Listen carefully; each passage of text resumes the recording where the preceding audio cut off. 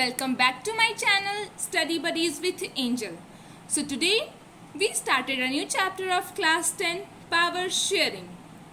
So let's begin. What do you know about power sharing? Power means सत्ता. जिसके हाथ में कुछ पावर हो कोई भी चीज को इम्प्लीमेंट करने के लिए, लोग या वस्तुओं को नियंत्रण करने के लिए, कोई भी काम करने की योग्यता हो उसके अंदर, तो उसको पावर दी जा सकती है. अगर पावर है तो why should we share the power?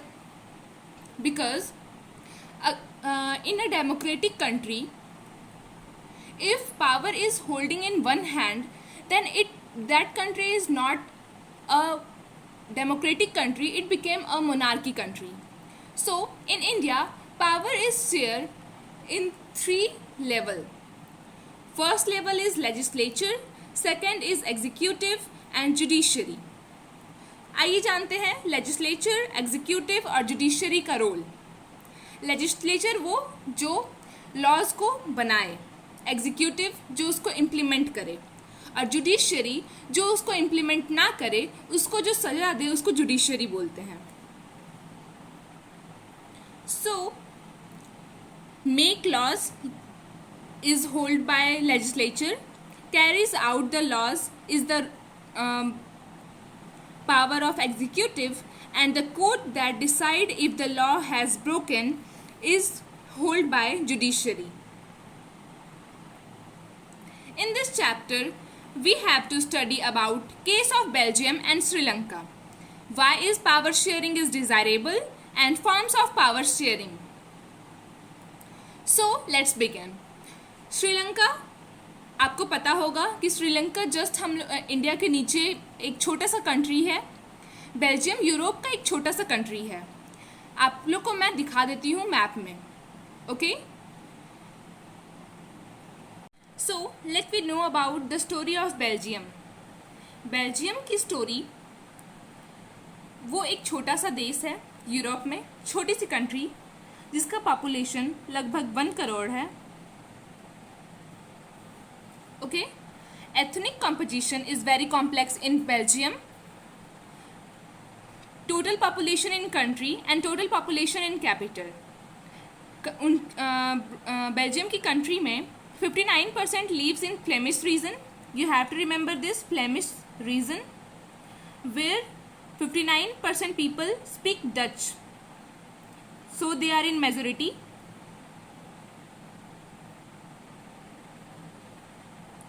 And 40% live in Wallonia region and speak French.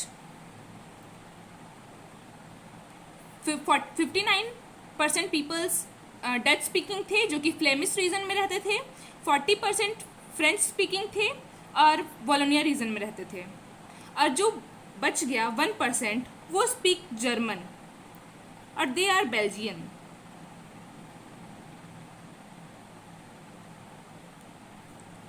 So here Dutch is in majority, and now we know about the total population in the capital. What is the capital of Belgium? Is Brussels. So 80% people speak French in capital of the Belgium, Brussels, and 20% speak Dutch in capital Brussels. So here French is in majority and Dutch is in minority. So country में just country और capital में just opposite है. Country में Dutch speaking ज़्यादा है और French speaking कम है, और कैपिटल में फ्रेंच स्पीकिंग ज़्यादा है और डच स्पीकिंग कम है. और एक्चुअली जो फ्रेंच हैं ये रिलेटिवली रिच हैं as compare to Dutch, and they are more powerful.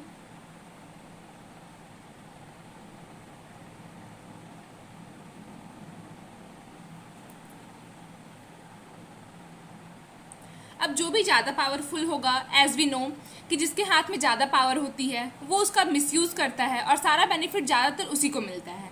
इसी तरह वहाँ की जो मेजोरिटी थी फ्रेंच की, वहाँ पे वो लोग ज़्यादा पावरफुल थे, they are rich, So they benefited of economic development and education much better than Dutch speaking. So Dutch speaking people's communities are very angry with French speaking and they wanted to do war with them. There is a date you have to remember is 1950s and 1960s. There is a tension between Dutch speaking peoples and French speaking peoples due to these differences.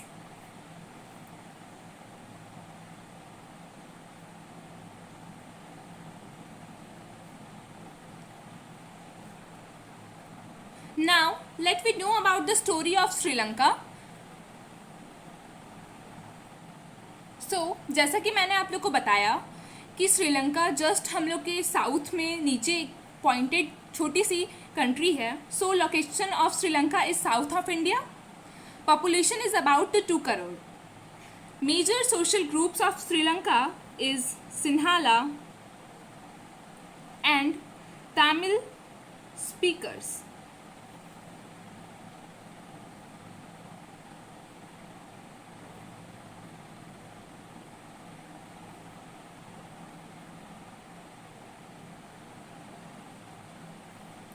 So Sinhala speakers are 74% and Tamil speakers are 18% in Sri Lanka.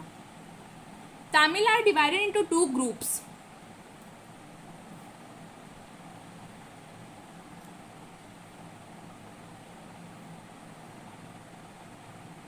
Sri Lankan Tamils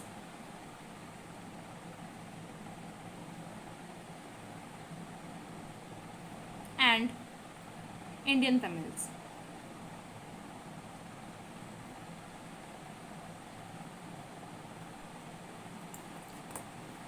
So Sri Lankan Tamils किसको बोलते थे? Tamil natives of the country. They are the natives, means they belong from Tamil. They are natives of natives of Tamil. And they came from India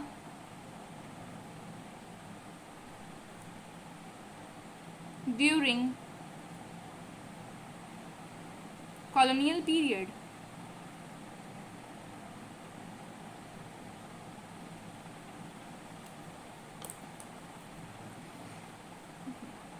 So Sri Lankan Tamils are 13% and Indian Tamils are in 5%. Most of the Sinhala speaking peoples are Buddhist. Sinhala speaking peoples are Buddhist.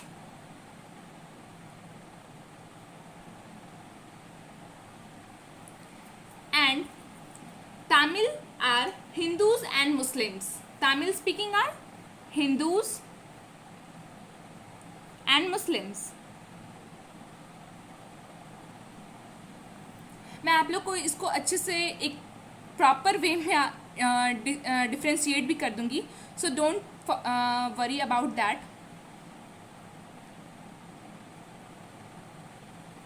यहाँ पे 7% श्रीलंका में 7% Christian भी थे.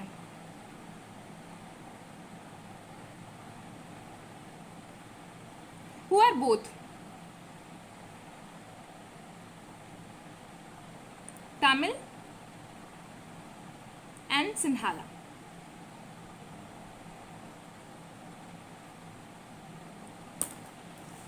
मैं आप लोग को बताना चाहूँगी कि आप लोगों ने दोनों के बारे में पढ़ा, story about Belgium and story about Sri Lanka. लेकिन यहाँ पे एक ट्विस्ट आता है कि बेल्जियम चाहता है कि वो अपने पावर को इस तरह से शेयर करे.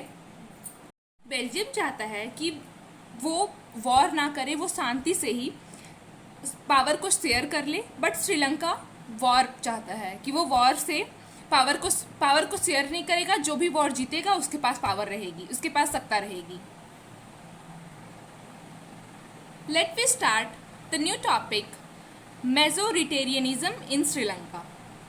इसमें हम पढ़ेंगे मेजोरिटेरियन किसको बोलते हैं? जब किसी एक के हाथ में पावर होल्ड होती है और उसके पास जितनी भी पावर होती है वो बस उसी के पास होती है. So let's begin. In this the government adopt the series of majoritarian policy. और सारा सुप्रीमेसी किसको दिया गया था? जाहिर सी बात है, अगर सिन्हाला 74% है और तमिल स्पीकिंग 18% है तो 18% कम होता है 74% से. 74% and 18%. 74% is more and 18% is less.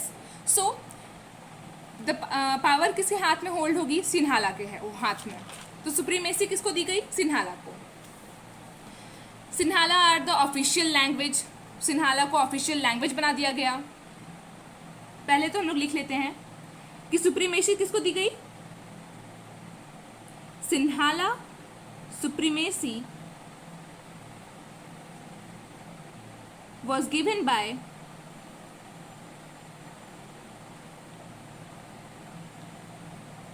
government because they are more in number. Second point, Sinhala becomes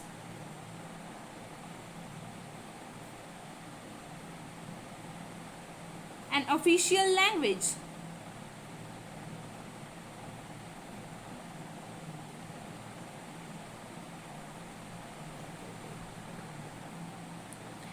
Government followed professional policies that favored Sinhala applicant for university positions and government jobs.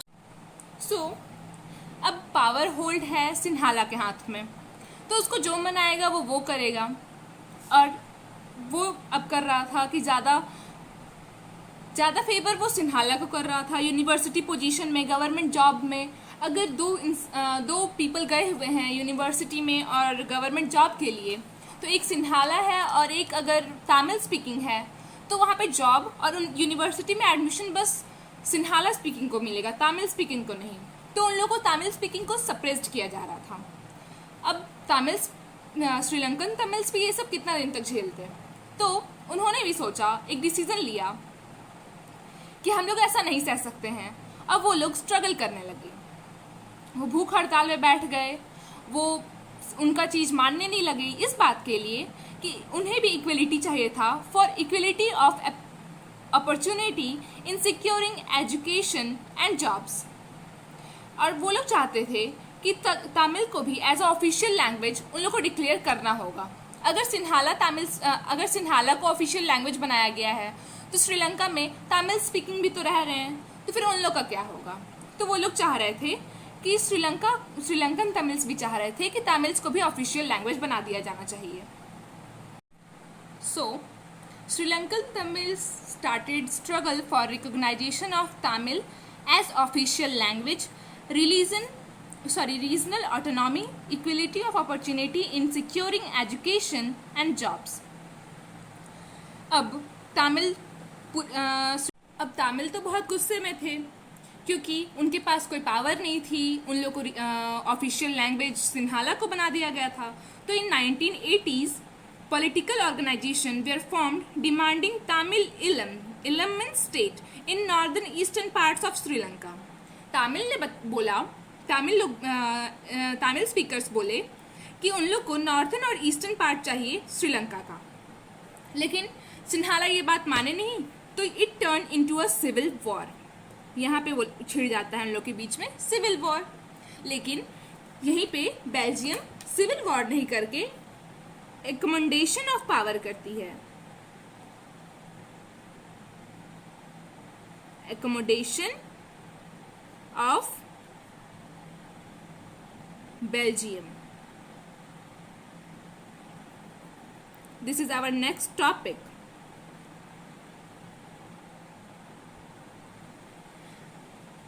Accommodation of Belgium. So, in 1970 to 1993, Belgium Constitution amended for 4 times. 1970 से 1993 तक 4 बार Belgium के constitution को amend किया गया था, क्योंकि वो बना रहे थे जिसमें सब लोग एक साथ रह सके, बेल्जियम के लोग. सो ये आपका VVI है कि क्या क्या रिकमेंडेशन हुआ बेल्जियम में.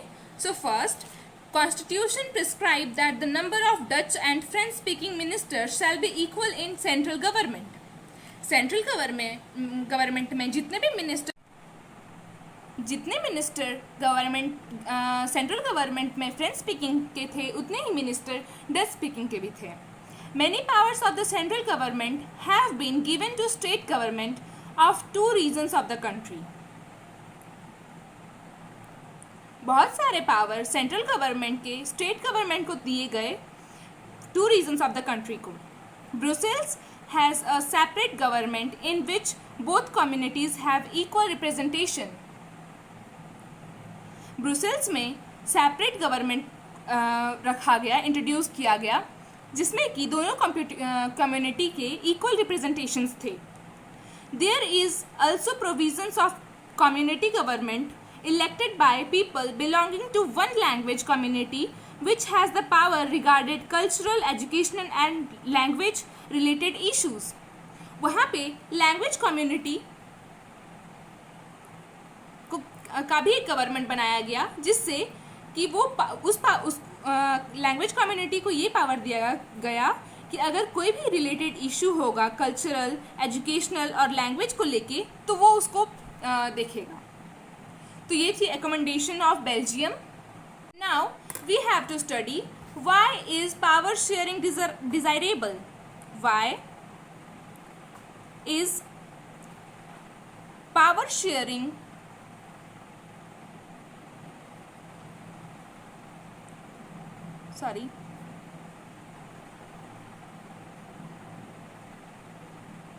डिजायरेबल. व्हाई? अगर पावर शेयरिंग करते हैं तो पावर शेयरिंग करने से क्या क्या होगा, ये हम लोग खुद भी सोच सकते हैं कि पावर शेयरिंग होने से कॉन्फ्लिक्ट नहीं होगा, reduce conflict.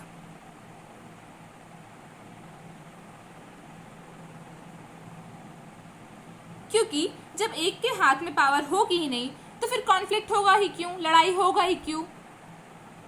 Power sharing is spirit of democracy.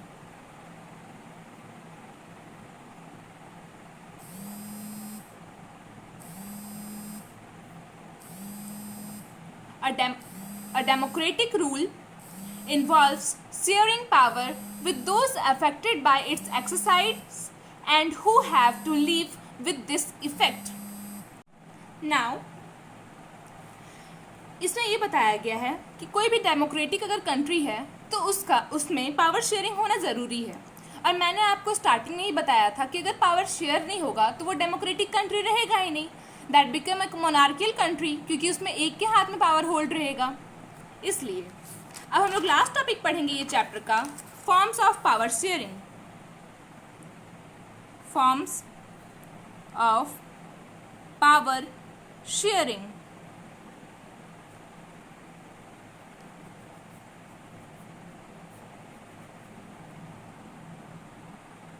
There are two forms of power sharing. First, horizontal distribution of power and second is vertical distribution of power.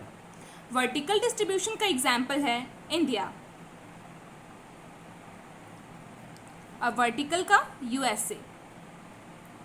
Horizontal distribution of powers में different organs होता है government का, जैसे कि India में है legislature, executive and judiciary. और vertical में होता है कि एक जनरल गवर्नमेंट रहता है जो पूरे इंटायर कंट्री को संभालता है और एक और गवर्नमेंट रहता है जो कि रीजनल लेवल्स को देखता है. सो इसका एग्जांपल हो गया यूएसए.